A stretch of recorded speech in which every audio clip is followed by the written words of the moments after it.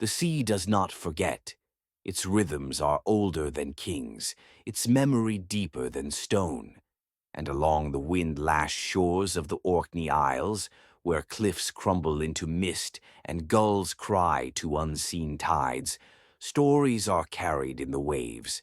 Some speak of ghost ships and buried gold, others of women who walked out of the ocean, cloaked in sealskin and silence, only to vanish again with the tide. Tonight we travel to a time before roads traced the land, when salt gathered on windows and the wind told stories only those who listened could understand. This is a tale of longing and return. This is the story of the Selkie, the seal woman of the sea. Let your thoughts settle like driftwood. Let the waves carry you, and let the story begin. The man who watched the sea. Before the Selkie returned, there was only wind and water. Each morning Doran rose before the light had touched the sea. His thatch-roofed cottage, nestled where cliff met moor, smelled always of salt and old nets. It was the kind of smell that no longer faded, not even in spring, a part of the stone itself.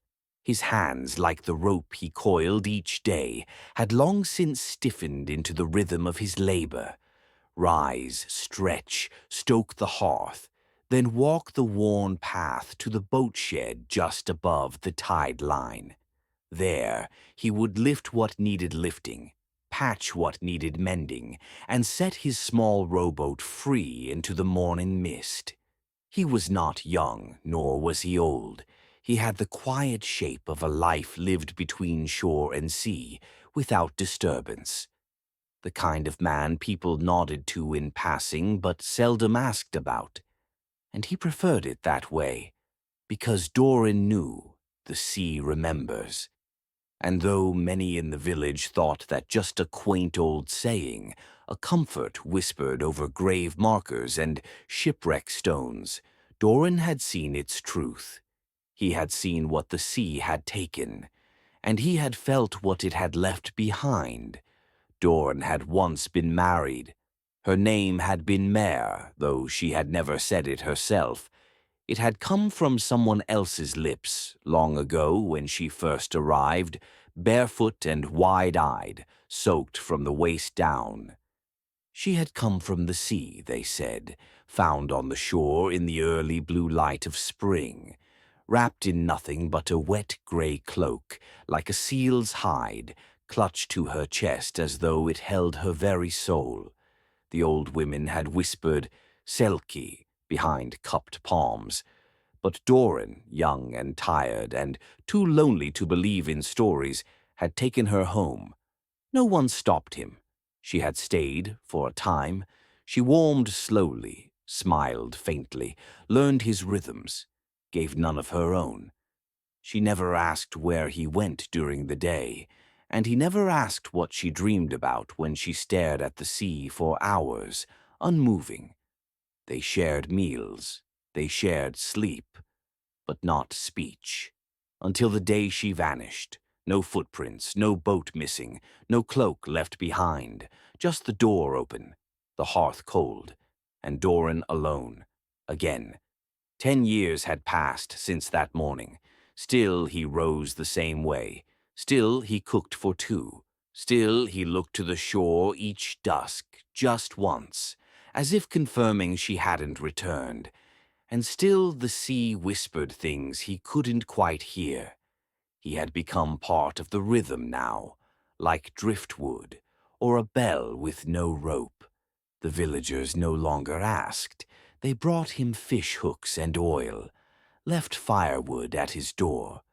A few of the children called him Watcher, but never cruelly.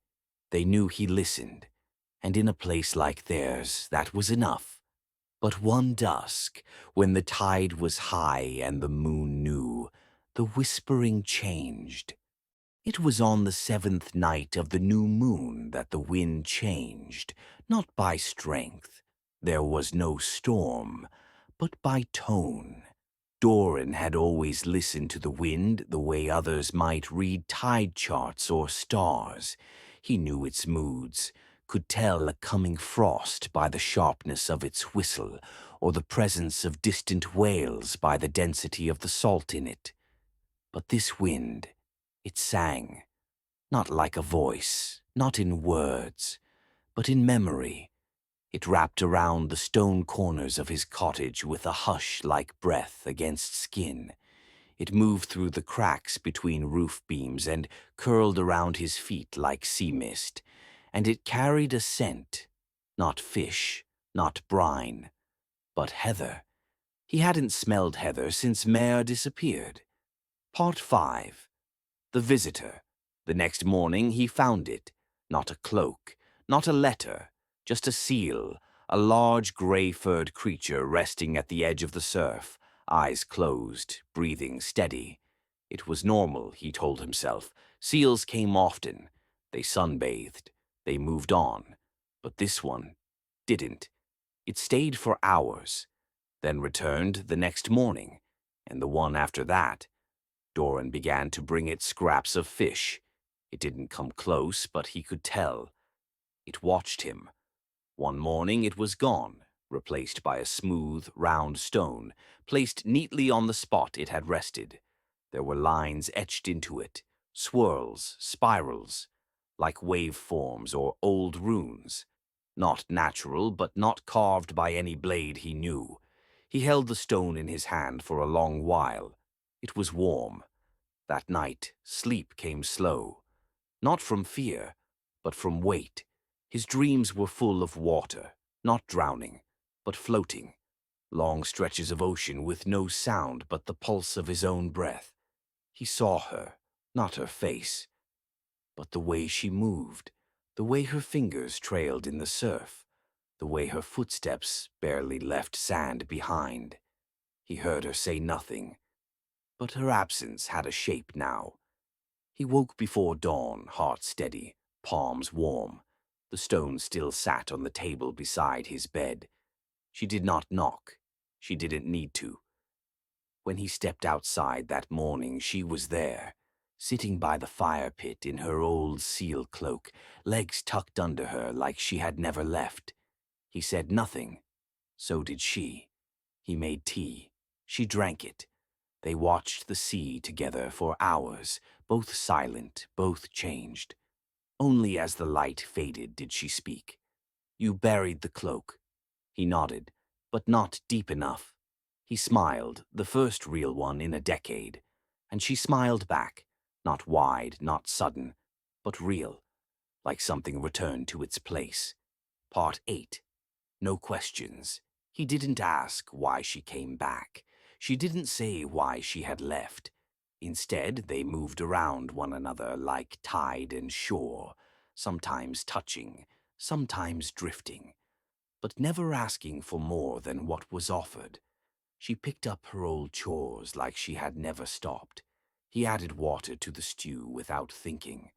There was no ceremony, no reunion, only continuity. And beneath it, a knowing. The sea gives back what it loves, but only when it chooses. On the third night, she reached under the hearthstone. There, where no one ever looked, she pulled out a small, rounded bowl, carved of whalebone, etched with swirls that mirrored the stone the seal had left. Doran had never seen it before, or perhaps he had. She placed it on the windowsill. The next morning it was filled with salt water, and no one had touched it. Part 10. The shape of return days became patterns. She would wake before him now, humming low tones into the morning wind. He would find the fish already caught, the net already mended. Sometimes she would disappear for hours, only to return soaked but smiling. He stopped asking where she went. One day she handed him a second stone, smooth, warm, marked like the first. When he held it, he felt sleep tug at him gently, not like exhaustion, but like rest long denied. She whispered only one word, "Keep it," And so he did. The Selkie's secret. The sea does not lie, it does not explain, it does not answer, it remembers. And in the days that followed her return, the memory of the sea moved through the cottage like a tide through kelp, silent, certain, and strange. Doran did not ask her name. He had once called her Mare, and she had not stopped him. Now she moved like she wore another. She walked barefoot, even in frost. She ate fish raw, bones and all. She sang sometimes, not to him but to the air, low notes that curled like fog across the floorboards. Each morning the bowl on the windowsill refilled with salt water. It never overflowed, it never dried, only shimmered faintly, like moonlight on still surf. And then one evening, the sky darkening early, she turned to him and said, "It's time." She led him beyond the cliffs, where the heather grew thin and the path wound down into a hollow that no villager had walked in living memory. The stone that marked the center was old, round, low, carved with the same spirals as the bowl, the stones. And now, Doran realized, the very path beneath their feet. The land had been speaking this pattern all along. He just hadn't learned how to listen. She knelt beside the stone, placed her palm on it. The earth answered, not with noise, not with movement, but with change.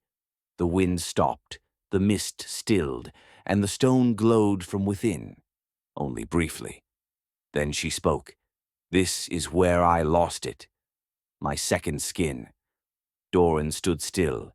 She looked at him now, truly looked, and there was no more smile, only something older than grief. "I gave it to you," she said, "when I didn't understand what it meant to stay." And now he remembered. Not the moment she left, no, but the moment before. A single winter night, her asleep beside the fire, the cloak folded beneath the hearthstone, his hands in his choice, pressing it down. He had thought, if I keep it safe, she will stay. He had thought, if I say nothing, it will be enough. He had believed that love was holding. Now her voice was soft. "It wasn't yours to bury." He nodded. No shame, no anger, only recognition. Then she knelt again. "Help me find it." They dug together, slowly, carefully, as the light faded and mist crept in, stone after stone, layer after layer, not just soil, but story, old bones, fragments of carved driftwood, a copper ring shaped like a fish's eye, a small flute broken in half. She touched each with reverence. Never rushed. Doran could feel it now, not urgency, but a kind of listening. Then, beneath a final stone, they found it, folded, sealed, preserved in sea linen. The second skin. He knew it instantly, not because of its look, which was like wet velvet, gray and smooth, but because of the way the wind changed the moment she touched it. It returned, not from him, not to him, but to her. She did not put it on, not yet. She carried it home, silent, placed it in the bowl, which, impossibly, held it without spilling. Then she turned to Doran. "When I wore it, I belonged to the sea. When I lost it, I belonged to the land. But neither has asked what I want." And he, at last, understood. She was not here to choose between them. She was here to weave them together, to bring memory from one into the stillness of the other. That night the bowl hummed, low and long, like whale song in a cave. Doran dreamed, not of the sea, but of a door beneath it, not drowning, but entering. When he woke, she was already gone. The bowl was empty, but not dry. It shimmered, and beneath it a third stone rested, warm, etched, and pulsing faintly with rhythm. He pressed it to his chest. It beat, not fast, not human, but familiar. For 7 days he saw no one. The sea was calm. The mist constant, the bowl quiet. But inside him something new had rooted, not grief, not hope, something like trust. On the 8th day she returned, not from the sea nor from the sky, just walking, cloaked in nothing, eyes clear, and in her hands the skin, but it was no longer just hers. On the 8th day she returned, and she carried the second skin, but it was no longer what it once was. It did not shimmer with hunger. It did not pull at her with urgency. It had become softened, not in strength, but in intention, like something wild that had been seen, and now, knowing it could leave, had decided to stay. She placed it on the hearthstone. Doran didn't speak. He watched as she poured water into the bowl again, not from the sea, but from the well behind the cottage. "It's not just the ocean that remembers," she said softly. "The land does too." She placed one hand on the sealskin, the other on the bowl. A faint hum passed between them. Then silence. That night, they both dreamed the same dream, a place between sea and land, neither wet nor dry, a kind of mist-held shore where voices floated without sound and movement left no trail. There she stood at the edge of a wide circle of stone, each carved with symbols neither of them had seen, and yet both somehow knew. In the center of the circle, a child, neither girl nor boy, neither old nor new, only present. The child looked at them and asked, "Who are you without what you carry?" And though neither answered, they both woke with a name on their lips. But it was not one they had ever spoken aloud. The next day the tide came in too far. It lapped at the edge of the path. It rose into the hollow. It touched the stone that had not been touched in generations, and yet the sky was clear. The wind was still. Doran stood outside his door and watched the waves lift, not crash, against the grass. She stood beside him. He reached for her hand. She let him. "It's not a flood," she said. "It's a reminder." "Of what?" "That we are not the only ones who remember." That night a light appeared in the sky, not a star, not fire, but a single drifting glow that hovered above the cliff path as if waiting. She stood when she saw it, and Doran, heart steady, stood beside her. They walked to the path side by side.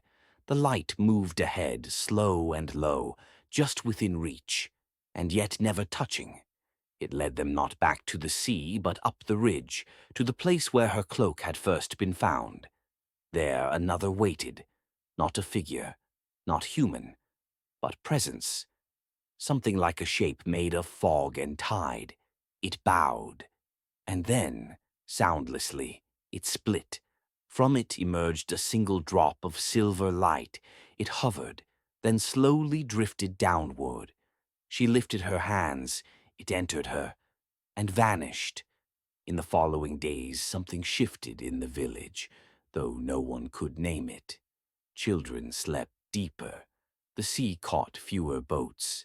The birds flew lower. Even the moss on the stones seemed greener. The watchers, the old ones who still lived on the outskirts, began to speak again of the in-between, of the binding places where memory walks and where names are not held by mouths but by the land. One day a child found the old stone circle, not in a dream, but in waking. It was no longer buried. She and Doran stood by the bowl again. Now the second skin lay across her shoulders like a shawl, worn but not claimed. She reached into the bowl and drew out the third stone, the one that pulsed with rhythm. "You kept it warm," she said. "Now it knows it belongs to both of us." He did not ask what that meant. Instead, he took her hand. "Will you stay?" he asked, not as plea, but as offering. She looked to the sea. then to the hills, then to him. Yes, she said, but not as I was. They did not marry. They did not speak vows. Instead, they walked to the hollow where the water had touched the stone. She placed the second skin inside the circle, folded, not buried. He placed the third stone atop it. Together they stepped away. The air changed, not in temperature, but in sound. It no longer hummed, it breathed, and as the mists curled upward again, a single ripple passed through the bowl back home. It shimmered, then stilled. They were no longer separate. They were not the same, but they were bound. The binding of the tides. The scent changed first. Where once the sea brought brine and the land brought peat smoke, now both hung in the air together, not mingled, but intertwined. Doran noticed it as he stepped from the cottage one morning. He paused, filling his lungs. The salt no longer stung, the earth no longer soothed. Both simply were, part of the same breath. She stood at the cliff's edge, not moving. The sealskin rested across her shoulders like a shawl now, worn openly, not hidden. He joined her. "It's waking," she said softly. "What is?" "The tide between." Later that day, the air shimmered, not with heat, not with cold, but with attention. From the western ridge, the old ones came. Not villagers, not even human in the way Doran understood the word. They wore no faces. They bore no names. They arrived wrapped in cloaks that shifted like fog and moved without walking. They stood in a circle at the edge of the hollow and said nothing, but she bowed to them, and they waited. She returned to the cottage and gathered the bowl.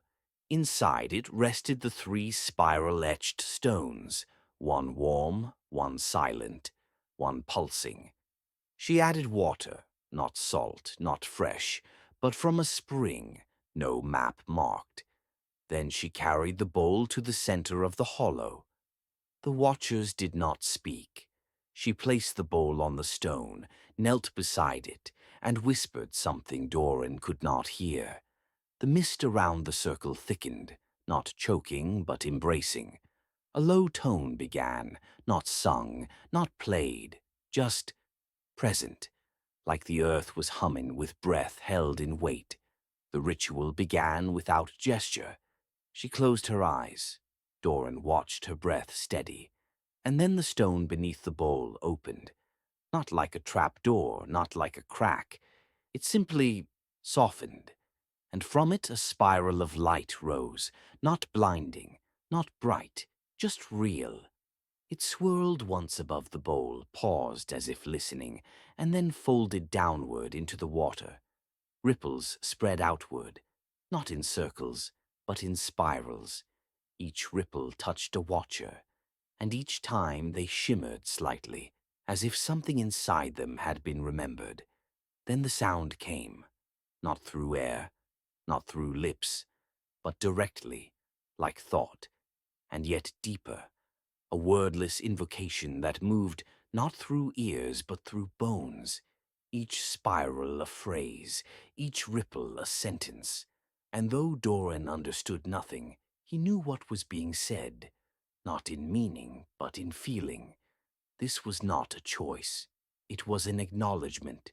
She was no longer of the land. She was no longer of the sea. She was of the between. And in being so, she must bind the worlds, not as bridge, not as translator, but as witness. When she rose, the bowl remained still, but the water within it had changed, no longer salt, no longer spring. Now it shimmered like memory, like something too old for names. She touched it with one finger. Her eyes closed again, and the stone beneath her sang. A long, deep note, like wind through stone, like wails in dreams, like something not meant for waking ears. But Doran heard it, and he did not flinch. Instead, he placed his hand beside hers. The watcher stepped back, not in fear, but in reverence. And then, for the first time, one of them knelt. At twilight, the ceremony ended. The mist did not lift. It settled. The watchers left one by one, fading into the moors like dew at dawn. Only she and Doran remained. The bowl glowed faintly between them. She looked to him. "It's done." "What is?" "The remembering." He said nothing, only nodded. Because he knew this was not an ending. It was the clearing of the shore, the ebb before the true return. That night the stars flickered brighter, and from the cliffs a voice long forgotten whispered his name. The next morning the village moved slowly. No one spoke of it, not directly, but people lingered longer in doorways. The baker forgot to open. A shepherd let his flock graze beyond the ridge, not noticing the hour. It was as if something had been tilted gently, as if the ticking inside the world had paused, not broken, just breathing.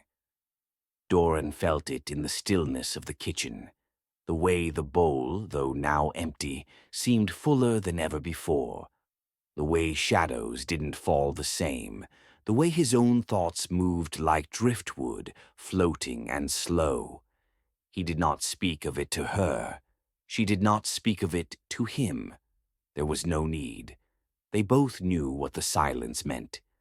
Later that day she walked to the edge of the village, not to call, not to speak, only to walk. Her feet knew the way. She passed stones she'd never seen yet somehow remembered. A tree whose trunk leaned slightly east, where she used to play as a child, though she had no memory of growing up here. And then she saw it. A narrow trail overgrown with heather and pale with wind-blown dust. Not a road, not even a path, but a weaving. The place where footsteps had once passed and would now again. She followed it, not in urgency, not in search, only in rhythm, as if walking through what already had been. The voice of the between. At its end stood a well, no bucket, no rope, just a circle of dark water, still and impossibly clear. She knelt beside it, looked down, saw no reflection, only stars. And then, from the deep, a voice rose, not heard, not felt, known.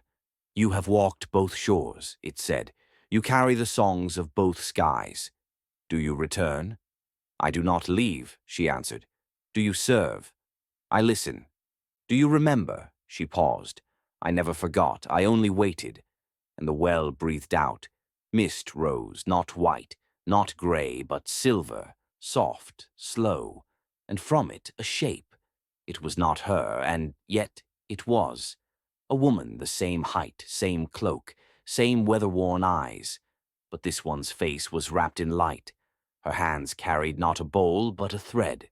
The mirror self stood still, then said calmly, "You are the last speaker of the first tide, and the first witness of the last." The thread unwound in her hands, long, silver, endless. "You will not bind by force," the mirror said. "You will bind by being. Are you ready?" "I am." The mirror self stepped forward and placed the thread in her hands. It was weightless, warm, soft as breath, and as it touched her skin, 1,000 tides pulsed through her memory. She saw the seal ancestors swimming through black water beneath unbroken moons. She saw land folk kneeling in snow, their palms open. She saw stones being carved with spirals long before language. She saw fire and wind and children singing names older than their own, and all of them together whispered, "Carry us." And so she did. Back in the hollow, the watchers had returned. She arrived just as the sun slid below the ridge. The bowl now rested on the earth, the cloak beside it. She knelt, laying the thread gently atop both, then stood. One watcher stepped forward and placed a stone at her feet. She picked it up. It was rough, uneven, not like the others. It was not carved. It bore no spiral, only the shape of her own hand pressed into its surface like a memory. The watcher bowed. You are no longer bound. You are the binding. The wind shifted, not forward, backward. It unrolled like a scroll, drawing scent and song and memory in reverse. The sea calmed. The stars blinked in patterns not seen since the old tongues were spoken. The watchers turned to mist, and then to nothing. Only the hollow remained, and in it the bowl, the cloak, the thread, and the stone, together not as relics, but as a continuance, a record, a memory laid gently into the earth. She stepped back. Doran stood waiting. She took his hand. They walked home. The mist followed, but only softly, like breath. No one called for a gathering, and yet, by the third day after the thread was bound, they came. From the ridges, from the sea paths, from places unnamed on any chart. Not in groups, not in haste. They came because they felt it, felt that something had been whispered into the land, and the land softly had begun to hum. They gathered in the hollow, though nothing had been said. There was no announcement, no ritual, no sign, only the presence of the bowl, the cloak, the stone with the handprint, and the thread, now arranged together, nestled into the earth like they'd always been there. She and Doran arrived last. They did not stand apart. They did not lead. They simply stood among the others, watchers, elders, children, and listened. But there was no voice, only a stillness that deepened into something older than silence, the kind of stillness that exists before names. She closed her eyes, and the breath of the deep returned to her, not the sea, not the forest, but the deep, the place beneath places, the memory in stone, the song of salt before oceans were born, and into that place she let herself drift. The others remained still, not frozen, not waiting, but present. And slowly her lips moved, not with language, with rhythm, with intonation. What she spoke was not understood, and yet it was, because it did not name things, it named their essence. It did not explain, it reminded. The thread glowed faintly, and the bowl filled not from any hand, but from the air itself. A child stepped forward. No one called her. She simply walked. She carried a stone, small, smooth, round, one without carvings. She laid it beside the bowl, said nothing, and stepped back. Then another came, and another. Soon the ground around the bowl was encircled in soft, smooth stones, all untouched, all unmarked. Not offerings, not symbols, acknowledgments. Tiny truths returned to the land. One by one the people added their stones, and then, when all were placed, the thread unraveled, not fell apart, but unwound, and each stone was gently touched by a single line of light. No one had taught this. No one had told them to come. But the names began to rise, not aloud, not from mouths, but from the stones themselves, not names like Eva or Thorn or Tide, but names like She who breathes the dusk, He who listens to silence, the one who remembers light inside stone. These were not titles, they were recognitions, and for the first time in memory, the deep was named, not claimed, not owned, witnessed, and the wind moved through the hollow not like a visitor, but like it had come home. When the people left, they did not take their stones. They did not touch the bowl. They did not speak of what had happened. They simply carried it with them, not in word, not in task, but in how they moved. And in the nights that followed, the children slept more soundly. The seals sang closer to the shore. The stars no longer flickered with confusion, but with rhythm. and Doran, when he touched her hand, felt not fire, not question, but a steady warmth, like something in the world had settled, not ended, not begun, only found its place. One morning she rose before dawn. She walked the cliff path alone, cloak soft around her shoulders. The sea below was still. She sat beside the bowl, now no longer glowing. It didn't need to. She held the final stone in her hand, the one with her print. She did not cast it. She did not hide it. She simply set it down beside the thread and whispered, "This is not mine to carry." And the sea, silent, answered not in voice but in presence. She sat until the mist lifted, then turned back toward the cottage. And for the first time in many seasons, the mist did not follow. In the days that followed, the hills around the village became different. Not visibly. The paths still curled beneath the same trees. The streams still trickled past their mossy beds. Birds still wheeled in the sky, calling in the early light. But something beneath the surface had quieted, as if the land itself was listening. Children who once ran across the moors paused to stare at nothing, then smiled. Old shepherds found their sheep settled faster, as if lulled by a tone no ear could hear.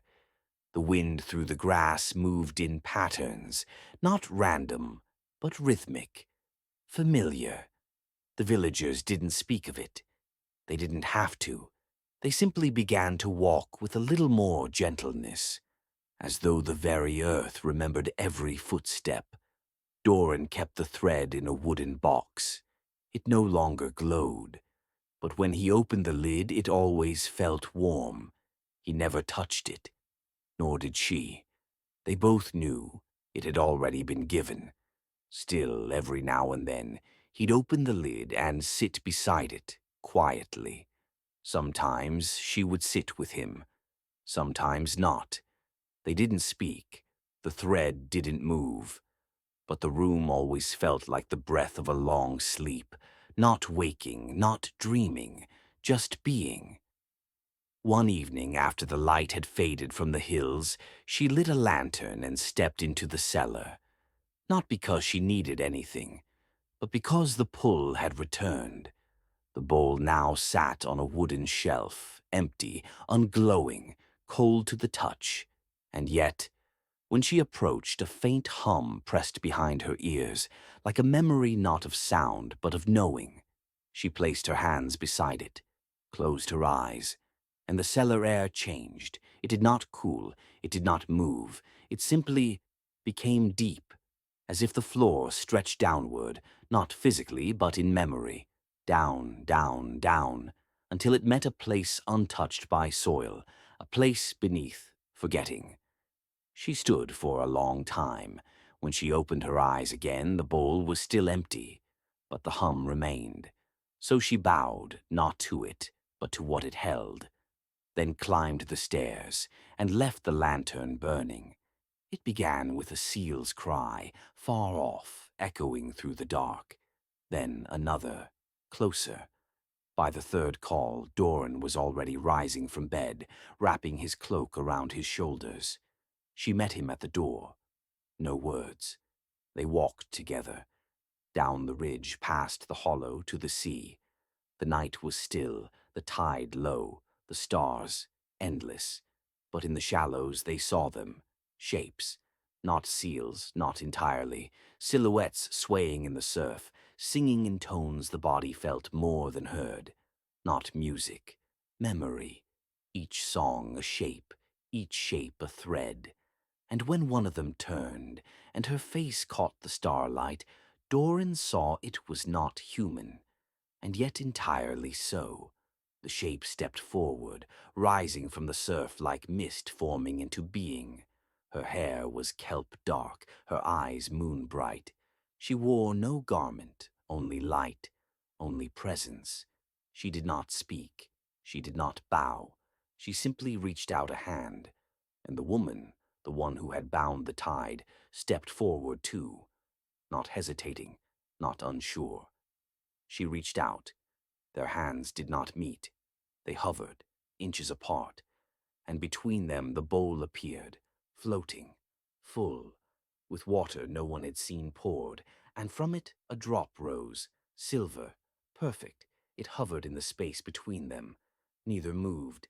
Then slowly the drop fell, not into the bowl, but into the sea, and as it touched the surface, no splash, no sound, the entire ocean stilled. No voice spoke, but the stars pulsed, the water quieted, and the woman's hand, the one that had never held power, never sought title, opened slowly. She held nothing, and yet Doran saw.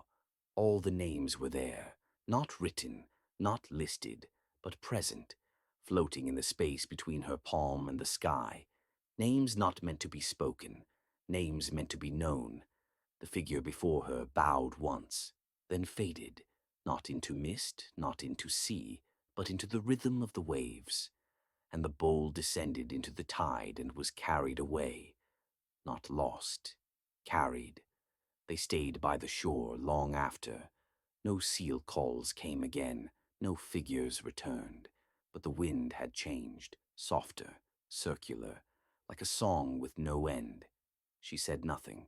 Doran took her hand, and together they walked back up the ridge, not with purpose, not with ceremony, only with rhythm, like two threads that no longer pulled, only wove.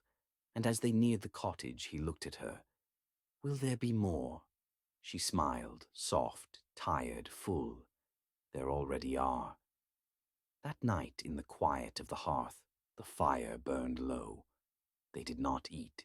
They did not speak. They only sat watching the shadows on the wall, and in those shadows old stories danced, not theirs, not yet, but already beginning. Outside, the wind settled. The bowl was gone. The thread was past. But the deep remained, not beneath the sea, within it, not beneath the earth, inside it, not not ending, just carried, forever. And so the bowl was carried, not to be hidden, not to be found, only to continue. Out there, somewhere beyond the cliffs, beyond the stars, the story drifts, not ended, only handed forward, not spoken, only held. Like breath passed between generations, like rhythm passed between tides. And you who have listened, you now carry it too. Not the burden, not the memory, just the gentle knowing that something ancient has stirred, remembered itself, and returned to stillness. The deep has been named, the thread has been seen, and the sea is never gone. It only waits, quiet, eternal, listening, until the next whisper is ready to rise. So close your eyes now. Let the last echo fade, and let the hush of old waters guide you into rest. You are not alone. You are woven in, and the story continues. Always.